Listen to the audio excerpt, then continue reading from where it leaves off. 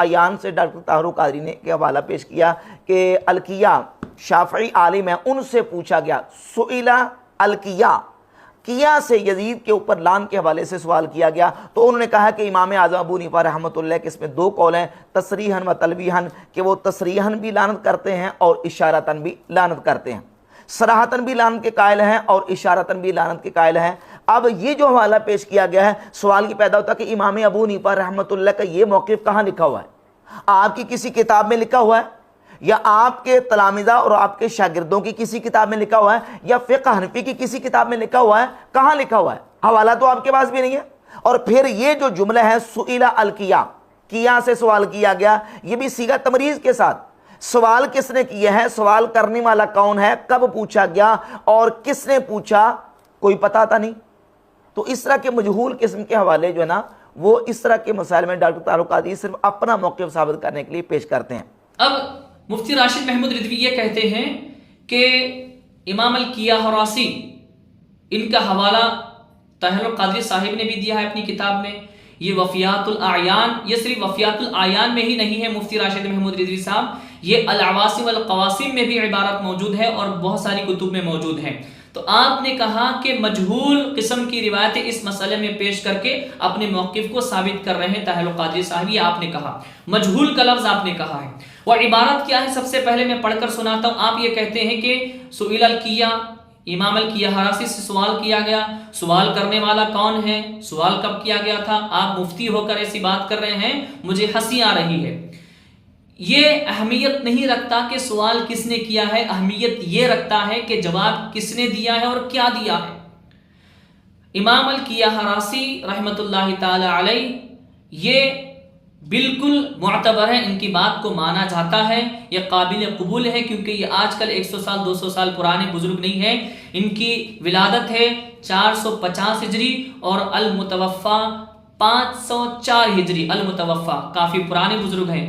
आपका ये मौक़िफ़ आपने वाज़ेह तौर पर आइम्मा से नकल किया है और उनके अक़वाल को आपने बयान किया। वसूइल अल-किया, मैं जो इबारत पढ़ रहा हूँ अल-अवासिम अल-क़वासिम जिल्द 8 सफ़ा नंबर 39 से पढ़ रहा हूँ कि वसूइल अल-किया, इमाम अल-किया हरासी से पूछा गया अन यज़ीद बिन मुआविया था, यज़ीद बिन मुआविया के ताल्लुक़ से, फ़क़ाल इन्नहु लम यकुन मिनस सहाबती, तो आपने फरमाया कि वो सहाबा में से नहीं था। फ़इन्नहु वुलिदा फ़ी अय्यामी उमर बिन अल-ख़त्ताब रज़ियल्लाहु ताला अन्हु, वो उमर बिन ख़त्ताब रज़ियल्लाहु ताला अन्हु के अय्याम खिलाफत में पैदा हुआ था। तो अम्मा अक़वाल सल्फ़, और अब रहे सल्फ़ के अक़वाल, अइम्मा बुजुर्गों के अक़वाल। फ़फ़ीही लि अहमद क़ौलान, आप फरमाते कि इस बारे में इमाम अहमद बिन हम्बल रज़ियल्लाहु ताला अन्हु के दो कौल हैं, तलवीहुन व तसरीहुन, कि उसका नाम लेकर यजीद पर लानत किया जाएगा, बगैर नाम लिए उस पर लानत की जाएगी। उसके बाद में आप कहते हैं वली मालिकिन क़ौलानी, और इमाम मालिक के भी इसमें दो कौल हैं, तलवीहुन व तसरीहुन, कि उसका नाम लेकर उस पर लानत की जाएगी और बगैर नाम लिए उस पर लानत की जाएगी। वली अबी हनीफा रज़ियल्लाहु ताला अन्हु क़ौलानी, और इमाम आज़म अबू हनीफा रज़ियल्लाहु ताला अन्हु के भी इस ताल्लुक़ से दो कौल हैं, तलवीहुन व तसरीहुन, कि इमाम आज़म अबू हनीफा रज़ियल्लाहु ताला अन्हु के नज़दीक यजीद का नाम लेकर लानत की जाएगी और बगैर नाम लिए उस पर लानत की जाएगी। यानी उसके कभी अफ़ाल को, उसके सियाह कारनामों को, उसके जराइम को गिनाया जाएगा, उसका नाम लेकर यजीद लानती कहा जाएगा, और उसके कारनामे गिनाया जाएगा, कहा जाएगा ऐसा काम करने वालों पर लानत। ये होता है इशारतन लानत करना। इमाम शाफ़िई का भी आपने मौक़िफ़ बयान किया है, वो फरमाते हैं वलना क़ौलुन वाहिदुन, हमारा इसमें एक ही कौल है। इमाम शाफ़िई के ताल्लुक़ से फरमाते हैं कि क्या कौल है, वो तलवीह के अलावा तसरीह, यानी कि सराहतन उस पर लानत की जाएगी उसका नाम लेकर, ये एक ही मौक़िफ़ उनका मौजूद है। तो चारों आइम्मा के मौक़िफ़ को उन्होंने जमा कर दिया है, बयान कर दिया है। अब आप कहते हैं कि इसकी सनद पढ़ो, इसकी सनद पहुँचाओ, और राशिद महमूद रिजवी ने यह भी कहा है साबित तो आपके पास भी नहीं है। इसका भी नहीं है का मतलब क्या है कि इसका यह मतलब है कि इनके पास भी उसकी सनद दी है, इनके पास भी वो मौक़िफ़ साबित नहीं है इमाम आज़म अबू हनीफा का। भी का लफ्ज़ उन्होंने इसीलिए इस्तेमाल किया है और झूठा दिफा करने के लिए आए हैं और उम्मत को धोखा देने के लिए मुफ्ती राशिद महमूद रिजवी ऐसी बातें कर रहे हैं। सनद आप कह रहे सनद पेश करो, तो ये खुद हमारे लिए एक सनद है और ये आप साबित करें कि सनद पेश करना ज़रूरी है, कहाँ लिखा हुआ है। अब आपने जो कहा, क्या कहते हैं कि मजहूल किस्म की जो है रिवायतें, मजहूल किस्म की बातें इस मसाइल में लाकर अपने मौक़िफ़ को साबित करना चाहते, अपने मजहूल कहा। اب آئیے میں آپ کو حوالہ دیتا ہوں فتاوی رضویہ کا۔ فتاوی رضویہ میں مولانا احمد رضا خان فاضل بریلوی کیا لکھتے ہیں، غور سے سنیں۔ اب آپ کے اسکرین پر فتاوی رضویہ موجود ہے۔ فتاوی رضویہ جلد پنجم صفحہ نمبر 599 میں مجہول روایت کے تعلق سے مولانا احمد رضا خان فاضل بریلوی کیا لکھتے ہیں، لا جرح بأن له راویا واحدا لفظا دون غیرہ وهو مجهول العین باصطلاح كسمعان ليس له راوی غیر الشعبی فإن من باطل العدالة والحفظ تعدد الرواة وقیل لا يقبل عند المحدثین وهو تحکم۔ اس کا ترجمہ میں وہی پڑھ کر سناؤں گا جو مولانا احمد رضا صاحب کی کتاب میں فتاوی رضویہ میں موجود ہے۔ اس میں جرح نہیں کہ اس کا راوی فقط ایک ہے اور وہ اصطلاح میں مجہول العین ہے، مثلا سمعان، ان سے راوی شعبی کے علاوہ کوئی نہیں، کیونکہ مدار عدالت راوی و حفظ ہے، راویوں کا متعدد ہونا نہیں۔ بعض نے کہا محدثین کے نزدیک یہ مقبول نہیں، یہ زیادتی ہے۔ اب پھر لکھتے ہیں پس دربارہ مجہول قول مقبول یہ ہے کہ مستور و مجہول عین دونوں حجت، ہاں مجہول حال جس کی عدالت ظاہری بھی معلوم نہ ہو احکام میں حجت نہیں، فضائل میں بھی اتفاق وہ مقبول ہے۔ تنبیہ، غالباً مطلق مجہول سے مراد مجہول العین ہوتا ہے۔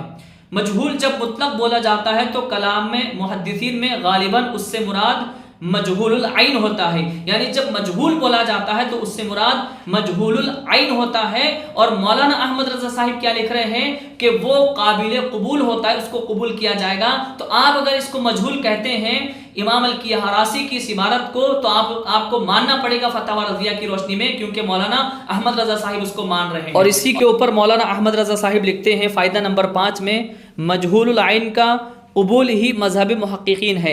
افادہ دوم میں گزرا کہ امام نووی نے مجہول العین کا قبول بہت محققین کی طرف نسبت کیا، اور امام اجل ابو طالب مکی نے اسی کو مذہب فقہاء کرام و اولیاء عظام قرار دیا، اور یہی مذہب ہمارے ائمہ اعلام کا ہے رضی اللہ عنہم اجمعین۔ اور یہی نہیں، آگے اور آپ مزید بیان کرتے ہیں، جہالت العین وہو غالب اصطلاح اہل هذا الشأن فی هذا الاطلاق۔ انہی کا ترجمہ سن لیجئے، وہ کیا کہتے ہیں، محدثین جب مطلقاً مجہول کا لفظ بولے تو اکثر طور پر اس سے مراد مجہول العین ہوتا ہے، یعنی جب مجہول بولا جاتا ہے تو اس سے مراد مجہول العین ہوتا ہے، اور مجہول العین جو روایت جو بات ہوتی ہے اس کو قبول کیا جاتا ہے، اس کو مانا جاتا ہے۔ امام الکیہ حراسی کی اس عبارت کو مجہول کہہ کر مفتی راشد محمود رضوی خود پھنس گئے ہیں، اور وہ جال مولانا احمد رضا صاحب نے خود ان کو پھنسا کر ڈال دیا ہے۔ مجہول کہے ہیں تو اب ماننا پڑے گا آپ کو۔